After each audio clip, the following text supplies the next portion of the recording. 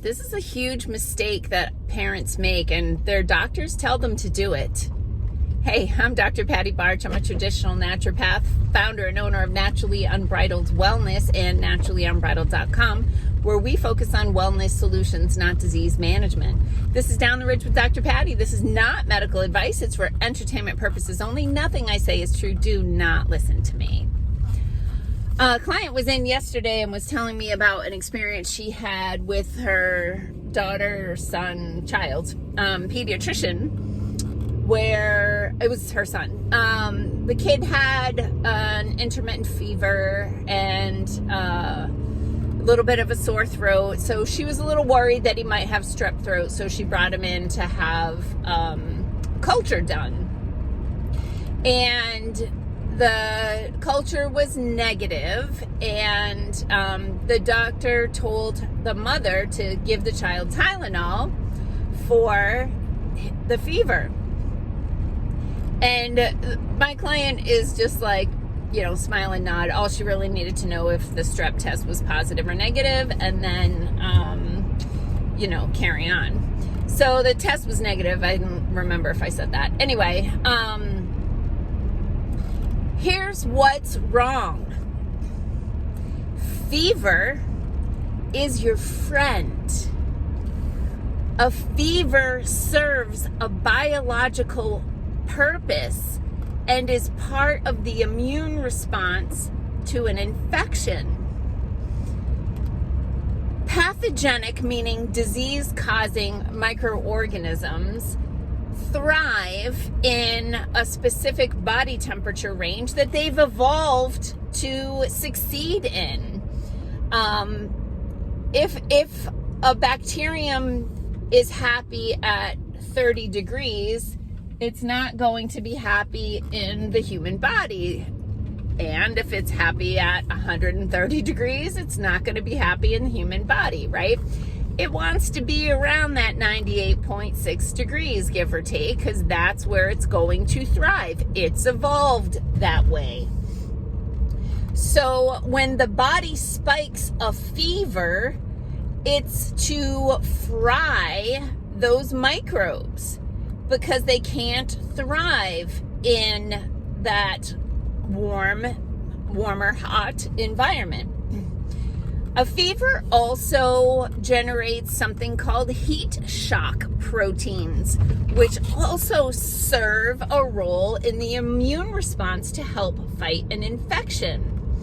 So when your child has a little fever of 100 degrees or 101, even up to 102, give or take, that's where the window is for intervention, in my opinion, and I'll talk about that in a minute. But you take a kid with 100, 101 fever and you give them Tylenol to bring it back to normal, you are supporting the opposing team. You are giving the infection the opportunity to thrive and get worse and last longer. So this whole philosophy of you want to keep the child's body temperature at the normal range. Well, this is not a normal physiologic child. This is a child with an infection that its body is designed, it has defense mechanisms to fight. And a big one of those is fever. So you see a kid with a fever and you just say, good job with that fever. Your body is fighting this off so you can get better. My husband has the most impressive immune system that I've ever seen. He's almost never sick. When he gets sick, it is the most impressive immune response to watch. He spikes a fever, a big one. He's got the chills, he's sweating. He gets a rash all over his body and he goes to bed, and then fever will break in the night and the next day he's better. I've seen it happen. Like, again, he doesn't get sick very often. He really has a fantastic immune system. But when it happens, it's like I want to make popcorn and watch because it's such an impressive response. Now, there is a time and a place for intervention when it comes to fevers. I think the threshold is around 102, and there's probably some individuality to that. Like some kids might be right around 102, other kids might go to 102.5, but what you don't want to happen is febrile seizures, right? When the body gets too hot and the nervous system kind of sputters and you have a seizure. And a lot, scary, scary, scary thing for parents, of course. And it's not good for the child either. So you do want to intervene around the 102 mark, but the goal when you get to 102 is not to bring the temperature down to 98.6. You want to bring it down to 101 or 100. So why don't you want to use Tylenol? Well, Tylenol is going to bring it down too far, but also Tylenol and Advil, Motrin, all these non-steroidal anti-inflammatory drugs are known to cause gut permeability, which leads to autoimmune issues and food sensitivities. So you really don't want to use those drugs if you can avoid them.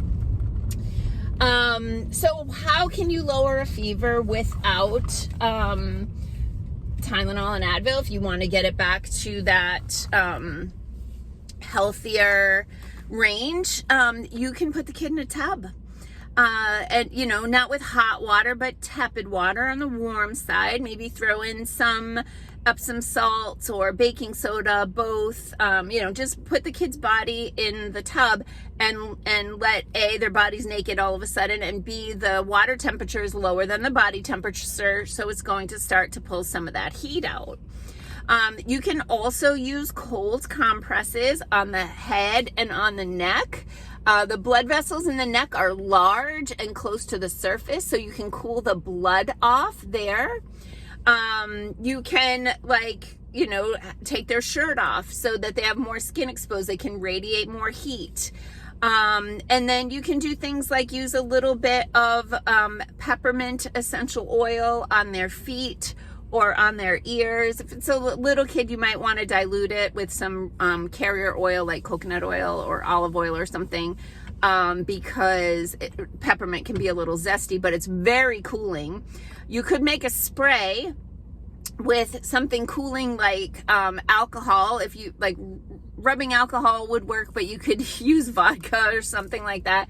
Put a few drops of peppermint essential oil in there. Even the alcohol by itself is cooling, but if you can put something menthol in there as well, that's going to help cool the skin and thus cool the body temperature. So there are, of course, we've been back to school now for a couple of months, still lots of crud going around. I'm hearing a lot about whooping cough, which is a bacterial infection. And just one little sidebar, because clients often don't realize that these are things that we can help with, which are these acute situations. An acute bacterial infection is not real complicated to deal with from a holistic perspective. We have herbs and homeopathic remedies, certain nutrients that can help the body support the immune system so that it can do what it was designed to do and fight the infection fast. But the giving of the non-steroidal anti-inflammatory drugs, the Advil, the Tylenol, the Motrin, these are only giving the pathogen, the infection, the bug, more opportunity to cause more damage and to be around longer. So remember, fever is your friend. Peace out, peeps. Have a healthy day.